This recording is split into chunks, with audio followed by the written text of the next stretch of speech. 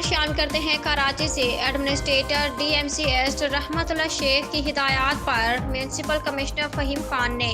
ضلع شرقی کی حدود میں نئی ایڈورٹائزنگ سائٹس لگانے پر پابندی عائد کر دی ہے۔ اس سلسلے میں میونسپل کمشنر فہیم خان کی صدارت میں ایک اجلاس منعقد ہوا، جس میں ڈائریکٹر ایڈورٹائزمنٹ جام رضوان سندھ آؤٹ ڈور ایڈورٹائزنگ ایسوسی ایشن کے نمائندگان نے شرکت کی۔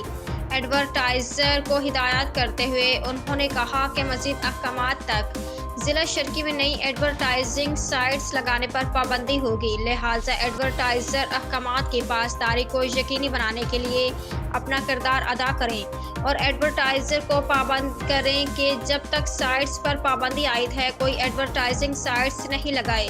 جس پر انہیں ایسوسی ایشن کی جانب سے یقین دہانی کروائی گئی کہ احکامات پر عمل درآمد یقینی بنایا جائے۔